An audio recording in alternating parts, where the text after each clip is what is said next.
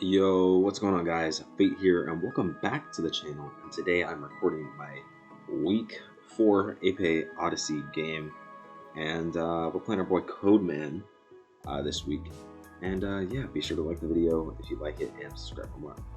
Alright, so let's get into the prep. We're bringing Calm My Dancy again. I think it beats every pain, and I'm going to continue to bring it. No, seriously though, it is able to 1v1 its counters with Draining Kiss, Calm Mind, and then has good coverage, and then Moonblast just helps us break through things generally. I don't think it has a chance to sweep here though, because we're playing against Rillaboom and Sharpedo, so that's something to note. Mega Shark, by the way. We have Defensive Zapdos to take on the Mega Shark, Sub Protect Glastrier with Icicle Crash and High Horsepower, because I'm playing that Aegislash and I can just sub up and then let him hit me, and then I have high horsepower and kill him. So yeah, pretty important there.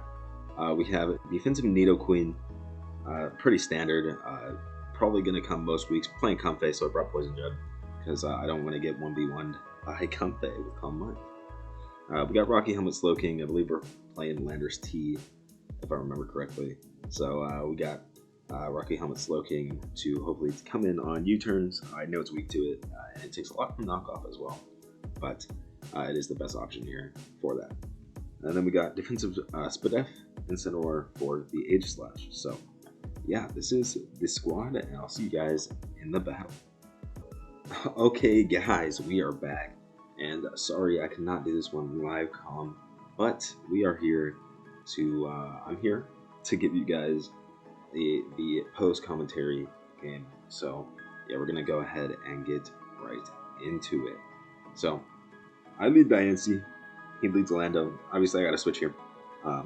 No way I can risk that. So I go Slowking, I take the Earthquake, take it pretty well. So I get to see his set pretty quickly. I see that he's not Scarf, which is pretty good to know. He knew I would not risk that. So we just teleport back out to our Diancie, because I figured this would be pretty free and a nice spikes. But he actually clicks Water Shuriken, which sucks. And I'm gonna actually miss out on quite a bit of HP because I did that. So that's actually pretty big play there. And it's pretty unfortunate that it would cost me that much HP. Yeah, like I said, that's just pretty unfortunate what happened there. I go Zapdos, I pivot into Zapdos, and yeah. Then he triple axles my Slowking. I get some pretty heavy chip on him, which is really good for me. So yeah, he goes hard Rillaboom on my Slowking. I Future Sight. Probably would have been really nice if I teleported there though. So maybe I got a little too infatuated with Future Sight in this matchup. We just U-turn, or he U-turns on my Zapdos. I roost up on the Lando because I knew he'd probably just click rocks, and then he gets hit beat up by the Future Sight. And I really should have calced that, but I thought that Hurricane would kill because what I faced in Mox, and I definitely should have calced that. So that's my bad. He goes and saxes a Cellgore now, and I'm up 6-5. And then he goes that one, which was weird to me, and I'm just gonna roost up again. And now we have our Zapdos back at full. He U-turns, and we get the static off, which is really, really important, or not really important, but really nice. And he goes out to his Regidrago, and he clicks Light Screen. I'm like, okay, so he screens, and then I go Diancie, because I know that he really can't touch me. This one really can't touch me, and I believe I click Draining Kiss here to try and get some health back, and I get back up to 50%. So that's pretty nice. And yeah, and then I'm going to pivot to my Incineroar because I don't need its health for Aegislash in this matchup anymore. So I pivot to Incineroar. I believe my Zapdos is knocked off. So I pivot to Incineroar there. On the Rillaboom, he gets paralyzed, and then I just parting shot back out to my Diancie because I can kill the 10% Landorus T. And now I'm up 6-4. So I'm feeling really good right now. He's going to go his Sharpedo. I really wish I had switched there, but I don't know. I didn't want to get hit there, and I'm just going to sack my Diancie.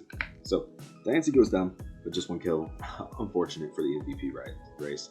And Sharpedo clicks Flip Turn. I don't think I knew that mon got Flip Turn in my match, or like in prep. So that's pretty unfortunate. I'm going to roost up here, and he's just going to Dragon Energy. I'm going to die. And I really didn't think I was going to die there. So I guess I just didn't know how strong Regidrago was. I go Glastrier now because I know I can live one, and Icicle Crash looked pretty free. A pretty good thing on him for protecting there. High horsepower would have killed, and that pretty much would have gained me the game right there off the bat.